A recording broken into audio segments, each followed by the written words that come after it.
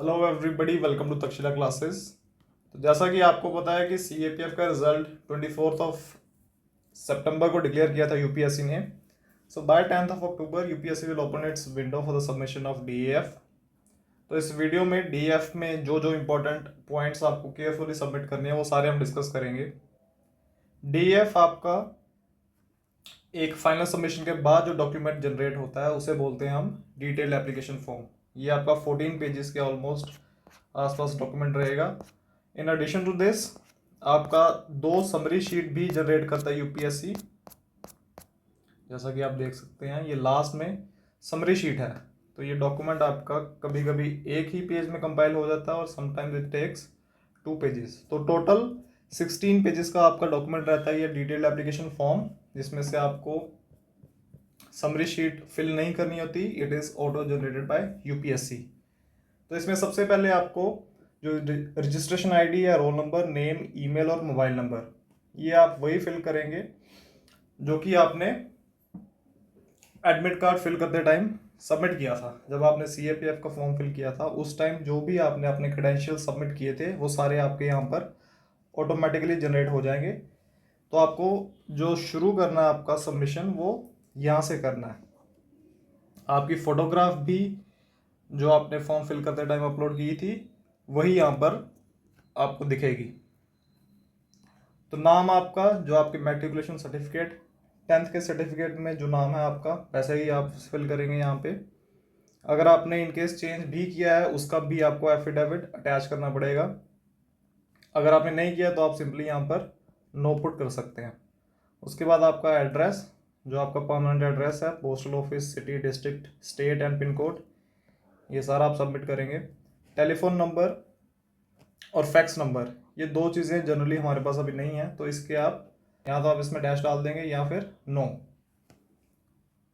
उसके बाद आपका जो ईमेल एड्रेस और परमानेंट पोस्टल एड्रेस ये आपका वही रहेगा जो आपने ऊपर सबमिट किया है। Citizenship and nationality Indian of course, तो यहाँ पर आप सिटीजन ऑफ इंडिया और नेशनैलिटी में इंडिया ये फिल करेंगे। मैं यहाँ पर लिख देता हूँ। तो ये 2 चीज़ें आप फिल करेंगे। जेंडर जो भी है, डेट ऑफ बर्थ आपके जो 10th के मैट्रिकुलेशन सर्टिफिकेट में वही फिल करेंगे। एज रिलैक्सेशन अगर आपको क्लेम करनी है तो आप यस फिल करेंगे, नहीं करनी है तो नो। इन केस आप अगर एज रिलैक्सेशन क्लेम करते हैं तो उसके साथ ही जो क्लॉज है ये सेकंड पॉइंट में, ये क्लॉज भी आपको यूपीएससी की वेबसाइट में ही मिल जाएगा। तो ये आपको अलग से कहीं नहीं ढूंढना। यूपीएससी की वेबसाइट में जो भी एज रिलैक्सेशन के क्लॉजेज हैं सारे दिए हुए हैं, तो आप वहाँ से देख के जिस कैटेगरी में आप फॉल करते हैं वो कैटेगरी का एक पर्टिकुलर नंबर होता है, वो आपको यहाँ पर फिल करना है। तो कम्युनिटी जो भी आपके सर्टिफिकेट में दी है वो आपको फिल करनी है। इन केस आपको अपनी कैटेगरी चेंज करनी है, अगर आपको लगता है कि आपके मार्क्स मोर देन इनफ हैं जो कि आप फाइनल मेरिट में आपको लगता है कि आ जाएंगे, तो आप अनरिजर्व कैटेगरी भी फिल कर सकते हैं। तो अगर आपको करनी है तो यस, नहीं करनी है तो आपको नो फिल करना है यहाँ पे।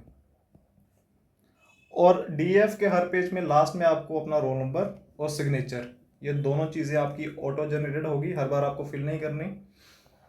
उसके बाद अगर आप एज रिलैक्सेशन क्लेम कर रहे हैं तो आपके पास जो कम्युनिटी सर्टिफिकेट, जो कास्ट सर्टिफिकेट होता है, उसमें आपका certificate number, date of issue, designation of issuing authority और full address of issuing authority, ये सारा आपको दिया होता है वहाँ पर ऑलरेडी। वो सारा आपको यहाँ पे कॉपी पेस्ट करना है बिना किसी मिस्टेक के। उसके बाद आपकी जो कास्ट है वो आपको यहाँ पे फिल करनी है, जो भी है आपकी।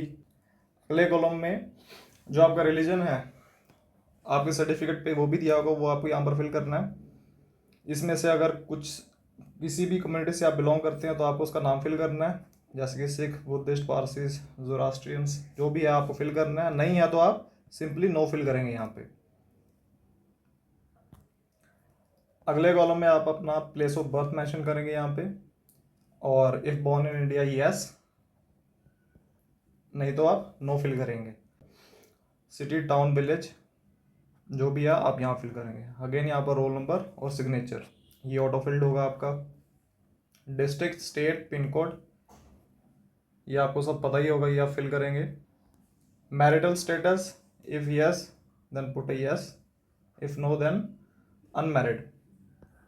तो अगर आप इन केस मैरिटल स्टेटस को आप यहाँ पर यस फिल करते हैं तो आपको आपका मैरिज सर्टिफिकेट भी बाद में सबमिट करना पड़ेगा। 9th कॉलम में आपकी लैंग्वेजेस का कॉलम। तो इसमें जो भी लैंग्वेजेस आप लिख सकते हैं, बोल सकते हैं, पढ़ सकते हैं, ये आपको फिल करनी है यहाँ पे। मोस्टली ये कॉलम में आपकी फिल होंगी। आपकी जो भी मदर टंग है, रीजनल लैंग्वेज है, वो आएगी। इंग्लिश, हिंदी, जो भी है 3 लैंग्वेजेस, ये आप फिल करेंगे।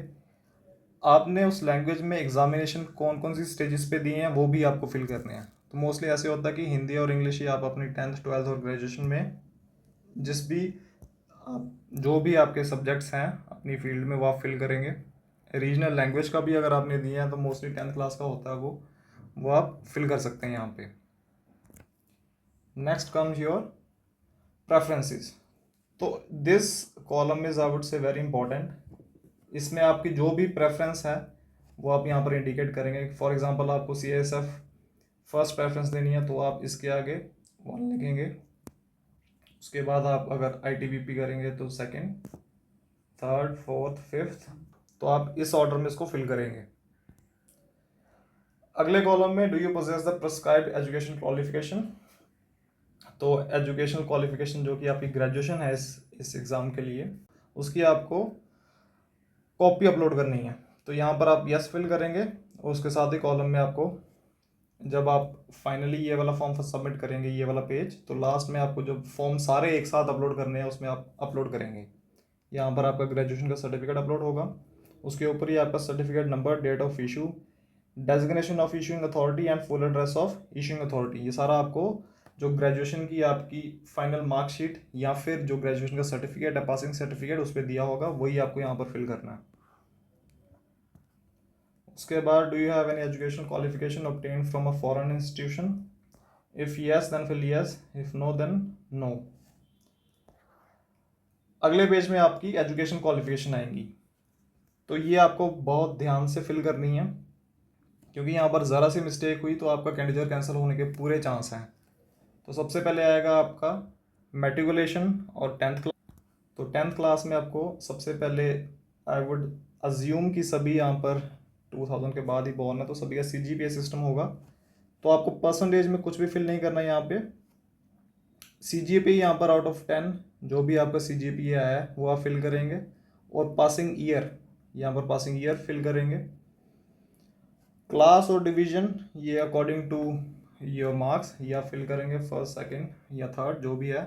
और सब्जेक्ट्स आपको वैसे ही फिल करने हैं जैसे जिस ऑर्डर में आपको आपकी 10th की मार्कशीट में दिए हुए हैं। तो मोस्टली इंग्लिश कम्युनिकेशन होता है, हिंदी, मैथमेटिक्स, सोशल साइंस और साइंस होता है। ये आपको सारे सब्जेक्ट्स जो हैं यहाँ पर फिल करने हैं। उसके बाद नेम ऑफ इंस्टीट्यूशन, जो आपके स्कूल का नाम है यहाँ पर फिल करेंगे आप। और बोर्ड आपका जो भी है, CBSE, ICSE या स्टेट बोर्ड जो भी है आपका, वो आप यहाँ पे फिल करेंगे। उसके बाद 12th का फिर आप परसेंटेज फिल करेंगे यहाँ पे जो भी है। किसी का CGPA है, 12th में तो नहीं होता CGPA खैर, तो आप परसेंटेज ही यहाँ पर फिल करेंगे। पासिंग ईयर यहाँ पर फिल करेंगे और आप अपनी डिवीज़न, जो भी डिवीज़न है 12th के मार्क्स की, वो आप यहाँ पे फिल करेंगे। अगेन यहाँ पर सब्जेक्ट्स जो जिस ऑर्डर में आपकी मार्कशीट में दिए हैं वही ऑर्डर में आप यहाँ पर फिल करेंगे। और यहाँ पर आपका स्कूल आएगा और यहाँ पर बोर्ड। उसके बाद आपकी ग्रेजुएशन और इक्विवेलेंट आएगी। तो ग्रेजुएशन में भी आप अपनी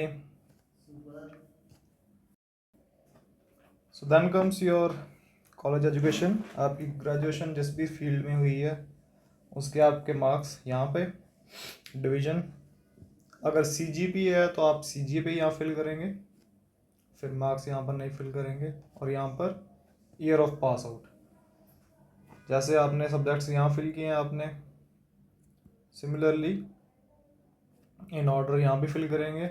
आपको यहाँ पे कॉलेज और यूनिवर्सिटी, ये सारी आपकी एजुकेशन क्वालिफिकेशन की डिटेल्स यहाँ पर हो जाएंगी।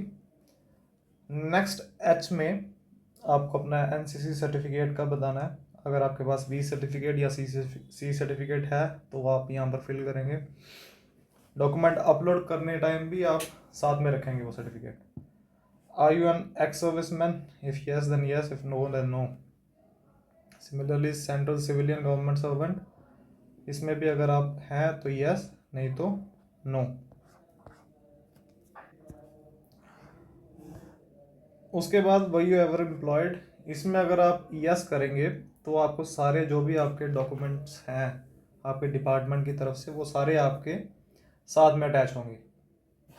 And if you are not, तो यहाँ पर सिंपली आप नो फिल करेंगे।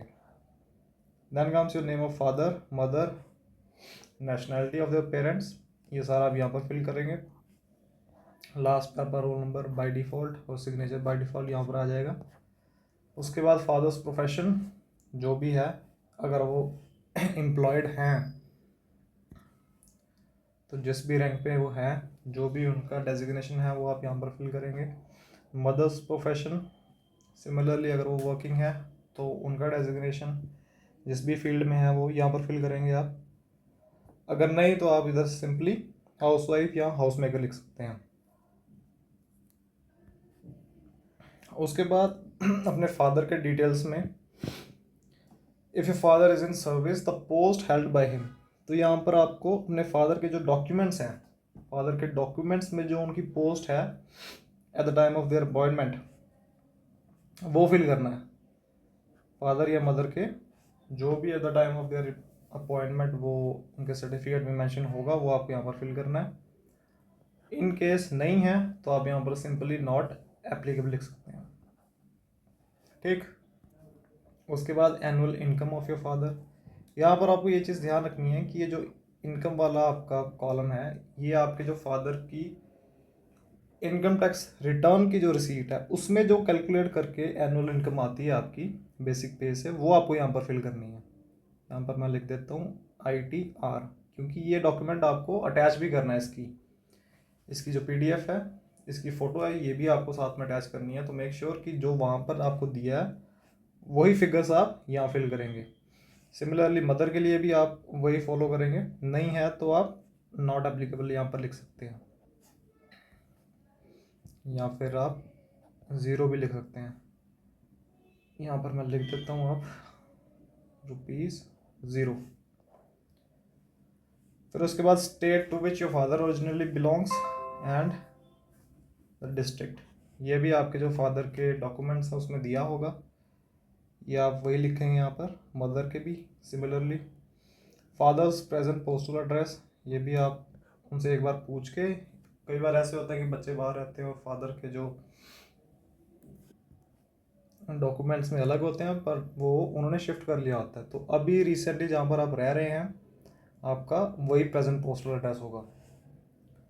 तो इसमें आप post office address, city, district, state और पिन कोड, ये सारे आप यहाँ फिल करेंगे। उसके बाद आपका सिमिलरली मदर का पोस्टल एड्रेस आएगा, तो ये दोनों में सिमिलर ही होता है मोस्ट ऑफ द टाइम। तो जो आप यहाँ फिल करेंगे वही आप यहाँ फिल करेंगे। उसके बाद आपकी प्रॉपर्टी के बारे में डिस्क्लेमर है। ये प्रॉपर्टी का कॉलम आपको बड़े ध्यान से फिल करना है। अगर आपकी ये रिक्वायरमेंट जो यहाँ पर दिखाई हुई है आपको, तो अगर इन तीनों में से, चारों में से अगर आपके पास कोई भी है तो आप यहाँ पर यस फिल करेंगे, अदरवाइज नो या नॉट एप्लीकेबल, इन दोनों में से आप फिल कर सकते हैं। फिर उसके बाद आपका स्टेट ऑफ डोमिसाइल जो भी है वहाँ पर स्टेट मेंशन करेंगे आप। मदर टंग जो भी है वो यहाँ पर लिखेंगे, मोस्टली सभी की हिंदी होती है, तो आप जो भी आपको ठीक लगता है वो फिल करेंगे। Next comes the column of the previous year examination of UPSC। तो ये ज़रूरी नहीं है कि आपको अपने 10 साल पहले की जो हिस्ट्री है, क्योंकि नॉर्मली जो डिफेंस एस्पिरेंट्स होते हैं वो NDA से शुरू कर लेते हैं एग्ज़ाम देना, तो ज़रूरी नहीं है कि वो आपको सारा पता हो। आपको कोई नहीं भी पता तो इस पे ज़्यादा कोई ऑब्जेक्शन नहीं करेंगे वो। अगर आपको पता है तो आप यहाँ फिल कर सकते हैं NDA so and so year. अगर आपको नहीं पता तो आप यहाँ पर नॉट एप्लीकेबल यहाँ से हाइफन लगा सकते हैं। रोल नंबर ऑब्वियसली सभी को इतने याद नहीं रहते, तो जो नहीं याद उसकी जगह पे आप 0 फिल कर सकते हैं। Appeared at the examination yes if appeared, know if not. ठीक। इंटरव्यू, अभी अगर आप स्क्रीन इन हुए हैं कभी तो आप यहाँ पर इंटरव्यू के लिए यस फिल करेंगे।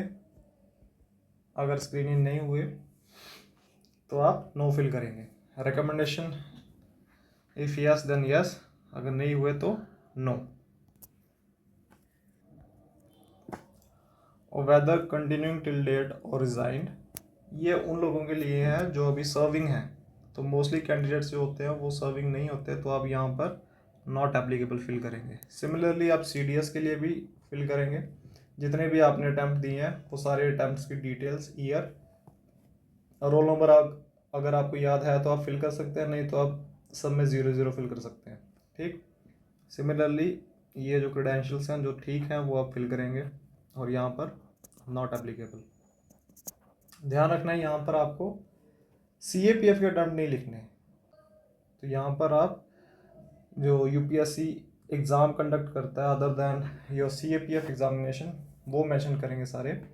इसमें आपका NDA आ जाएगा, CDS आ जाएगा, CSE आ जाएगा और EPFO भी आ सकता है। तो यहाँ पर आपको CAPF मेंशन नहीं करना। तो इसमें have you ever been debarred by any public service commission or staff selection commission from any of the examinations, तो यहाँ पर नो। उसके बाद आपका ये co-curricular activities, your achievements and medals that you have won. तो आपको ध्यान रखना है यहाँ पर जो आपका ये फर्स्ट कॉलम है इसमें सिर्फ आप वो चीज़ मेंशन करेंगे जिसमें आप मेडल विनर हैं, जिसमें आपकी कोई पोजीशन आई है। That mean first, second and third, जिस भी आपके को करिकुलर एक्टिविटी में पोजीशन आई है वो आप ए वाले कॉलम में लिखेंगे। सिर्फ जो आपकी पार्टिसिपेशन है वो आप यहाँ नहीं लिखेंगे। बी कॉलम में आप जो भी आपकी पार्टिसिपेशन है जिसमें आप नहीं कोई मेडल जीत पाए वो सारी आपकी इस कॉलम में आएगी। ओके। और सी में आपकी आएगी पोजीशन ऑफ लीडरशिप। तो इसमें मोस्टली बच्चे वही लिखते हैं CR और मॉनिटर। और ड्यूरिंग कॉलेज डेज जब अगर बाई चांस किसी को मौका मिला है किसी डिपार्टमेंट का सेक्रेटरी बनने का या हेड बॉय, तो ये सारा आप यहाँ मेंशन कर सकते हैं। Next is your other extra curricular activities and interest. तो इंटरेस्ट और हॉबीज़ में बच्चे बहुत कंफ्यूज होते हैं, तो इसमें आपको ज़्यादा कंफ्यूज नहीं होना। वो चीज़ें जो आपकी इन तीनों कॉलम में मेंशन नहीं की गई वो आप यहाँ मेंशन कर सकते हैं। इसमें आप running, singing, swimming, whatever is not mentioned in above slabs वो आप यहाँ मेंशन कर सकते हैं। उसके बाद आपका आएगा CAPF का अटैम्प्ट्स। तो इससे पहले आपने कितनी बार अटैम्प्ट्स दिए हैं वो आप यहाँ पर मेंशन करेंगे। 0, 1, 2, 3, 4 whatever your attempts are, तो वो आप यहाँ मेंशन करेंगे। नेक्स्ट कॉलम में आप जो भी आपका ईयर है वो मेंशन करेंगे और आपका रोल नंबर, यहाँ पे आपका रोल नंबर होता है, यहाँ पर लिखा नहीं हुआ। तो अगर आपको याद है तो आप मेंशन कीजिए, नहीं या तो आप सिंपली 0 पुट कर सकते हैं। तो इसके लिए भी कोई कंटेम्प्ट नहीं है। Do not worry about that, do not worry about it. उसके बाद have you ever accepted allocation of service, इसमें मोस्टली नहीं होता सभी का, तो इसमें आप नो मेंशन करेंगे। Next comes your photo ID proof. तो फ़ोटो ID प्रूफ जो भी आपने अपलोड की है शुरू में वही मेंशन करेंगे। मोस्टली सभी का आधार ही होता है और वोटर और व्हाटएवर जो भी आपने अपलोड किया तो वो आप यहाँ मेंशन करेंगे। उसके बाद आता है आपके जो रिक्वायर्ड डॉक्यूमेंट्स हैं, ये आप अच्छी तरह पढ़ लेंगे। इसमें वही सब है जो हमने ऊपर डिस्कस किया है। Scanned copy of matriculation certificate, school leaving certificate showing the educational qualification prescribed in para 3, या आपकी ग्रेजुएशन ही है वो सर्टिफिकेट लगेगा आपका। इन केस आपका SC ST OBC में से कोई भी रिजर्वेशन है तो उसका एक डॉक्यूमेंट लगेगा। ये सारे डॉक्यूमेंट्स आपके हर स्टेज में काम आएंगे, तो कीप देम हैंडी। उसके बाद आपका ये जो अंडरटेकिंग है ये भी आपको फॉर्म में मिल जाएगा, ये भी आपको सबमिट करना है। Scan copy of certificate in support of claim of age concession wherever applicable, उसके साथ कॉपी ऑफ आईडी प्रूफ जो भी आपने सबमिट किया उसकी। ये सारे डॉक्यूमेंट्स आपको in original and with photo copy ये आपको साथ में लेके जाने हैं। इवन आपके जो फिजिकल ट्रायल्स होंगे उसमें भी आपको साथ लेके जाने हैं। उसके बाद आपका ये नेक्स्टर है, जो लोग ओबीसी में हैं, एसटी एससी अलग अलग हैं, तो इसमें आपका वही similarly name, roll number, father का नेम, डेट ऑफ बर्थ, ये सारे आपके फादर की डिटेल्स आएंगी इसमें, क्योंकि बीइंग डिपेंडेंट आपके फादर का जो भी इकोनॉमिक स्टेटस है वो सारा आप इसमें लिखेंगे। सिमिलरली मदर के लिए, कुछ लोगों की मदर एम्प्लॉयड हैं तो वो भी उनके डिटेल्स, पैन नंबर, सब कुछ यहाँ फिल करेंगे। इन केस आपका नहीं है तो आप सिंपली यहाँ पर नो फिल कर सकते हैं। अगर आपकी मदर का पैन कार्ड नहीं है तो आप नो फिल कर सकते हैं, फादर में भी नो फिल कर सकते हैं।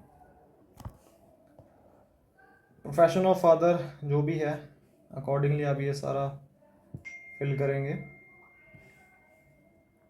उसके बाद इन केस ही सर्विंग तो उनके डिटेल्स जो भी लगेंगे वो सारे आपके पास होने चाहिए, आपके फादर के डिटेल्स, जो भी उनके सर्टिफिकेट्स हैं, सर्विस सर्टिफिकेट्स हैं, रिटायरमेंट सर्टिफिकेट्स हैं, उनके जो इनकम टैक्स रिटर्न्स हैं एनुअल, वो सारे डिटेल्स आपको यहाँ पर फिल करने हैं। तो ये सारे डिटेल्स आपके पेरेंट्स के हैं, ये आप एक बार देख लेंगे। इनके इज गवर्नमेंट एम्प्लॉय तो उनके जो भी name of post and group of post हैं ये उनको पता होगा, तो पूछ के आप गलत नहीं फिल करेंगे। इसमें जो भी फिल करेंगे ऑथेंटिक होना चाहिए and it should support with the proper document. ये सारे आप फिल कर सकते हैं। अब इस ये वाले कॉलम में whether your father has been or had been in employment in any international organisations, तो इसमें तो मोस्टली नो ही फिल करते हैं। अगर किसी के हैं पेरेंट्स इसमें तो आप पूरी डिटेल्स फिल करेंगे। सिमिलरली ये सारे आप कॉलम फिल करेंगे। इसमें से कोई भी ध्यान रखना छूटना नहीं चाहिए। एंड ऑल्सो क्योंकि ये डॉक्यूमेंट बहुत लेंथी होता है तो वी फील टायर्ड, तो आप एक कोई भी family member, I would suggest कि आप अपने फादर को अपने साथ में ही बिठाएं while filling your detail application form, क्योंकि कई बार ऐसी गलतियां हम कर देते हैं वाइल टाइपिंग ऑल्सो कि हम इग्नोर कर देते हैं उस चीज़ को। तो कोई हमारे साथ अगर बैठा होगा घर का ही आदमी तो उसको सारी डिटेल्स की जानकारी रहेगी और वो चेक भी करते रहेंगे साथ साथ। तो अगर आपका साथ साथ में क्रॉस चेकिंग होगा तो दे आर लेस चांसेस कि आप कुछ गलत फिल करेंगे। सिमिलरली आप ये मदर के बारे में सारा जो भी सर्विस हैं ये सारा आप एक बार देख लेना। उसके बाद ये सारा इनकम क्लॉज है, सारे जो एसेट्स हैं उनके क्लॉज हैं। ये आपको ध्यान रखना है कि जो ITR आप फिल करेंगे ये अपने फादर की ओरिजिनल जो रिसीट्स हैं वही आप फिल करेंगे। उसकी ओरिजिनल रिसीट्स की आपको फ़ोटो खींच के वो भी अपलोड करनी होती है, तो सारा आप प्रॉपरली कैलकुलेट करके वही फिल करेंगे इसमें। जनरली ये ITR जो पिछले 3 साल की है वही सबमिट करनी होती है आपको, तो आप एक बार अपने फादर से कंसल्ट करके वो सारी जानकारी यहाँ पर फिल करेंगे। सिमिलरली ये आपकी मदर की वही फिल करेंगे यहाँ पे। ये details of wealth held bye parents, तो इसमें आपकी रियल स्टेट की जो भी प्रॉपर्टी वो भी आ सकती है, अगर ज़मीन आपकी खेती की वो भी आ सकती है, जो भी आपके पास है। अगर है तो आप डिटेल में फिल करेंगे, अगर नहीं है तो आप सिंपली नो फिल करेंगे। यहाँ पर भी अगर जो wealth held by above is in exemption limit as prescribed in wealth tax act, तो इसमें आप अगर यस है तो यस करेंगे, नो है तो नो फिल करेंगे। तो सिमिलरली ये अंडरटेकिंग है, ये भी आप फिल करेंगे अपना नाम, अपने फादर का नाम, आपका सिटी टाउन जो भी है, स्टेट जो भी है, और आपका जो भी कम्युनिटी है वो आप यहाँ फिल करेंगे। ये सारा आपके जो आपके रिजर्वेशन का सर्टिफिकेट है उसमें दिया होगा, तो आपको वो सारी डिटेल्स यहाँ पर फिल करनी है। और इसके बाद ये डिक्लेरेशन है, यहाँ पर आपको साइन करने हैं अपने। ये साइन आपके ऑटोमेटिकली जनरेटेड होंगे। आपको नाम, रोल नंबर, प्लेस और डेट फिल करनी है यहाँ पे। और सिमिलरली यहाँ भी आपके signature, roll number, place and date, ये सारे आएंगे यहाँ पे। तो ये सारा था आपका डीएफ का। ये फाइनली आपका लास्ट में 2 पेज की समरी शीट बनेगी। तो ये पूरे डीएफ का क्रक्स आपकी समरी शीट में ही कंपाइल होगा। यही समरी शीट है जो फाइनली आपको लास्ट मोमेंट पे जाके जब आपका इंटरव्यू होगा तो जो बोर्ड मेंबर्स होते हैं ये आपकी समरी शीट से ही मैक्सिमम आपको क्वेश्चंस पूछते हैं।